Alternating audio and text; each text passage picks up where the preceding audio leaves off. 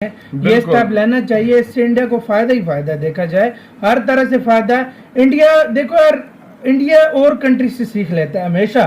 India पूरी दुनिया को ऑब्जर्व करता है। सो हेलो गाइस, कैसे हैं आप लोग? उम्मीद है आप लोग सही सलामत होंगे। तो आपका स्वागत है वर्ल्ड रिएक्शन इंडिया के एक और नए मिक्स रिएक्शन वीडियो में। गाइस आज जिस वीडियो का मिक्स रिएक्शन आपके लिए लेकर आए हैं उस वीडियो का नाम है क्या रुपया डॉलर का मार्केट खाने वाला है, आरबीआई का बड़ा फैसला, भारत में खुशी की लहर। सो जैसा कि आप लोग जान रहे होंगे इस समय डॉलर का रेट हमारे रुपए के मुकाबले काफी बढ़ता जा रहा है। जो डॉलर पहले 72 से 73 रुपए का $1 होता था, आज वही डॉलर 82 रुपए से ऊपर जा चुका है। तो इसी को कंट्रोल करने के लिए आरबीआई ने रुपए से ट्रेड करने का फैसला किया है, जिससे हमारी करेंसी स्टेबल रहे और हमें एक्स्ट्रा चार्जेस किसी भी कंट्री को देने की जरूरत ना पड़े। तो उम्मीद है ये वीडियो आपके लिए काफी इंफॉर्मेटिव भी हो। तो बिना किसी देरी के चलिए इस वीडियो को शुरू करते हैं। शुरू करने से पहले गाइस, अगर आप इस चैनल पर नए हैं तो प्लीज इस चैनल को सब्सक्राइब कर दीजिए और ऐसे ही किसी भी वीडियो का मिक्स रिएक्शन देखने के लिए आप उस वीडियो का नाम कमेंट सेक्शन में बता सकते हैं। मैं उस वीडियो का मिक्स रिएक्शन आपके लिए जल्दी इस चैनल पर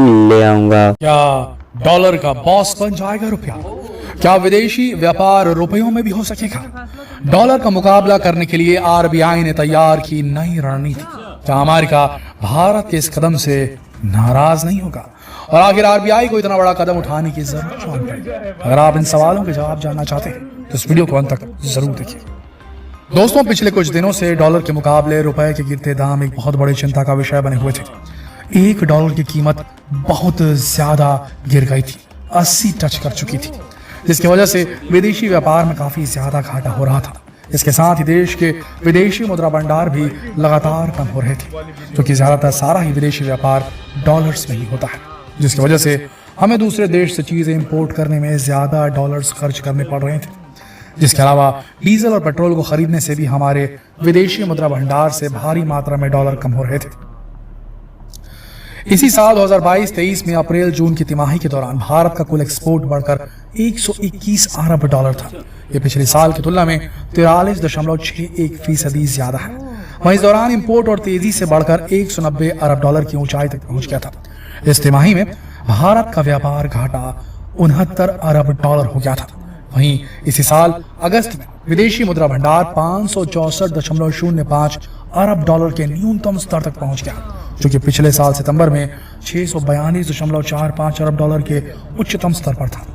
इसके साथ ही रूस और यूक्रेन की जंग ने हालातों को काफी प्रभावित किया। इसके बाद चीन और ताइवान के बीच बढ़ते तनाव के चलते पूरी दुनिया में मंदी के संकट गहराने लगे हैं और इसकी वजह से डॉलर की स्थिति पहले से ज्यादा मजबूत हो रही है। लेकिन इसी वजह से भारत जैसे देशों को दूसरे देशों के साथ व्यापार करना महंगा पड़ने लगा है। इसके अलावा रूस और यूक्रेन की जंग के बाद अमेरिका ने रूस पर कई प्रतिबंध भी लगा दिए। उसके स्विफ्ट के माध्यम से पेमेंट करने पर पाबंदी लगा दी, जिसकी वजह से भारत का रूस के साथ व्यापार करना मुश्किल हो गया। आगे बढ़ने से पहले आपको ये जानना जरूरी है कि आखिर डॉलर विदेशी व्यापार को कंट्रोल कैसा करता है और स्विफ्ट क्या है, जिसकी वजह से दूसरे देशों से व्यापार संभव हो पाता है, और किस तरह अमेरिका और यूरोप शांति के नाम पर पूरी दुनिया के व्यापार पर कंट्रोल किए हुए हैं। स्विफ्ट नेटवर्क में 7 अलग अलग एंटिटीज होती है: भारतीय व्यापारी, भारतीय बैंक, अमेरिका के 2 बैंक, फिर जिस देश से आपको व्यापार करना है वहां का बैंक और वहां के व्यापारी, और हर इंडियन बैंक का अमेरिकन बैंक में अकाउंट होता है, जहां उनका पैसा डॉलर के रूप में जमा होता है। इसका कारण ये कि पूरी दुनिया में केवल अमेरिकन बैंक ही डॉलर को स्टोर करके रख सकते हैं, इसलिए दुनिया के हर बैंक का अमेरिकन बैंक में अकाउंट होता ही है। अब मान लीजिए कि भारतीय व्यापारी को श्रीलंका के एक व्यापारी से कुछ माल खरीदना है और उस व्यापारी के बैंक का भी अमेरिकन बैंक में अकाउंट होगा। अब मान लीजिए कि भारतीय व्यापारी को श्रीलंकन व्यापारी को 1 करोड़ रुपए भेजना है, तो वो भारतीय बैंक को 1 करोड़ भारतीय रुपए देगा और बैंक से श्रीलंकन व्यापारी को उतनी ही राशि डॉलर में पे करने के लिए बोलेगा। अब भारतीय बैंक अपने अमेरिकन बैंक को मैसेज कर देगा कि वो 1 करोड़ मूल्य के डॉलर श्रीलंकन बैंक के यूएस अकाउंट में ट्रांसफर कर दे। अब यहाँ लीजिए कि एक्सचेंज रेट के साथ डॉलर को श्रीलंकन बैंक के यूएस अकाउंट में ट्रांसफर कर दिया गया और अब ये बैंक व्यापारी के श्रीलंका के बैंक अकाउंट में उतने ही मूल्य के डॉलर ट्रांसफर कर देगा। अब आपको ये सब कुछ काफी उलझा हुआ लग रहा होगा, है ना? क्योंकि ये सच में काफी उलझा हुआ नेटवर्क है, जिसमें हजारों बैंक आपस में एक दूसरे से जुड़े हुए हैं और यहाँ अलग अलग देशों की करेंसी को कन्वर्ट करने के लिए काफी सारी कैलकुलेशंस भी करनी पड़ती है, क्योंकि हर देश का एक्सचेंज रेट अलग होता है और हर देश की करेंसी की वैल्यू डॉलर के हिसाब से अलग अलग है। और इस पूरे सिस्टम को स्विफ्ट कहा जाता है। यह पूरा का पूरा नेटवर्क पूरी तरह से अमेरिका और यूरोप के कंट्रोल में है और दुनिया का लगभग 50% व्यापार स्विफ्ट के माध्यम से ही होता है।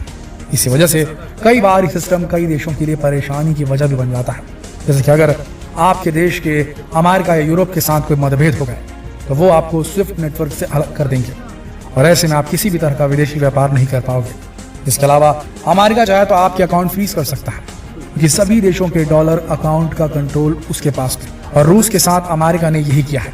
यूक्रेन पर रूस के हमले के बाद अमेरिका ने रूस के $300 बिलियन के अकाउंट फ्रीज कर दिया और अब रूस अपने ही पैसे का उपयोग नहीं कर पा रहा। इसके अलावा यह सिस्टम बहुत ही महंगा है। एक बैंक से दूसरे बैंक में पैसे ट्रांसफर करने में 1 से 5% तक का चार्ज लग जाता है। मतलब कि आपको एक बहुत बड़ी राशि एक्सचेंज रेट के रूप में चुकानी पड़ती है। इसीलिए स्विफ्ट के माध्यम से व्यापार करना भारत जैसे डेवलपिंग कंट्री के लिए, विकासशील देश के लिए काफी महंगा पड़ रहा था। इसके अलावा रूस पर लगे प्रतिबंध की वजह से भारत रूस के साथ किसी भी तरह का व्यापार नहीं कर पा रहा था। इस तरह बिना जंग में भाग लिए हमें उसके परिणाम भुगतने पड़ रहे थे। लेकिन अब जब हम सीधे ही भारतीय रुपए में व्यापार कर पाएंगे तो अमेरिका और यूरोप के लगाए गए प्रतिबंधों का हमारे देश के व्यापार पर कोई प्रभाव नहीं पड़ेगा। ऐसे में डॉलर की कमी से जूझ रहे रूस, संयुक्त अरब अमीरात, इंडोनेशिया, श्रीलंका, ईरान, एशिया और अफ्रीका सहित कई छोटे छोटे देशों के साथ भारत का विदेशी व्यापार तेजी से बढ़ेगा। वहीं भारत का व्यापार घाटा कम होगा और विदेशी मुद्रा भंडार बढ़ेगा। आरबीआई के अनुसार यह नया system foreign exchange management act के अनुसार ही बनाया जा रहा है, जिसकी वजह से विदेश में होने वाले आयात और निर्यात के सभी सेटलमेंट्स रुपए में ही संभव हो पाएंगे और रुपए की कीमत संबंधित देश की मुद्रा के ग्लोबल फॉरेन मार्केट में चल रहे रेट के आधार पर तय होगी और पूरा सौदा भारतीय मुद्रा में किया जाएगा। रिजर्व बैंक ने कहा कि नया सिस्टम लागू होने के लिए भारत में रजिस्टर्ड बैंकों को वोस्ट्रो खाते खोलने की परमिशन दी गई है। वोस्ट्रो खाते विदेश व्यापार करने के लिए होते हैं, जरूरी होते हैं। ये बिल्कुल उसी तरह है जिस तरह अमेरिका के बैंक में दुनिया के हर देश का अकाउंट होता है, उसी तरह भारत के बैंकों में भी दूसरे देशों के बैंक अपना अकाउंट खोल सकेंगे। भारत का ये कदम आने वाले समय में भारत के लिए काफी सारी नई संभावनाएं खोलेगा। विदेश व्यापार में भारत की नई पहचान बनेगी। लेकिन कहीं ना कहीं भारत ने कदम उठाकर अमेरिका और यूरोप से सीधा पंगा ले लिया है तो ले लिया है, क्योंकि ये तो तय है कि इन दोनों बड़े देशों को भारत का ये कदम पसंद नहीं आएगा, क्योंकि ऐसा करके भारत ने उनको खुली चुनौती दे दी है। अब भारत के इस कदम पर अमेरिका और यूरोप का क्या रिएक्शन होता है ये तो आने वाला समय ही बताएगा। हाँ, इतना जरूर कह सकते हैं कि अब भारत अमेरिका और यूरोप की बराबरी पर आकर खड़ा हो गया है और इससे भारतीय रुपए को भी मजबूती मिलेगी और व्यापारियों को विदेश से कच्चा माल मंगाना उतना महंगा नहीं पड़ेगा।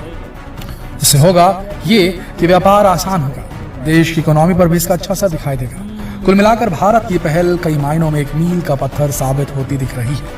आपको क्या लगता है दोस्तों, भारतीय रुपयों में व्यापार करने से क्या लाभ? करेंसी में ट्रेड करने का जो है ना कह दिया कि हम इंडिया की करेंसी में जो ट्रेड करेंगे पूरी दुनिया के साथ, क्योंकि रशिया के ऊपर सैंक्शन लगाए हुए हैं यूरोप ने और अमेरिका ने और दूसरी जितने भी कंट्रीज हैं, यूक्रेन ने भी, क्योंकि यूक्रेन और उसके रशिया के दरमियान में जंग चल रही है, जिसके रहते हुए रशिया ने वो इस पे वाकई में एक्शन लेगा। वो बोलेगा ये तुम लोग क्यों कर रहे हो, ये क्या हो रहा है, वो क्या हो रहा है। अब यार इतना बड़ा है, मतलब कि अगर पाबंदी लगती है ना देश पे तो भाई डॉलर उधर ही पड़े हैं, तो वो देश क्या करेगा।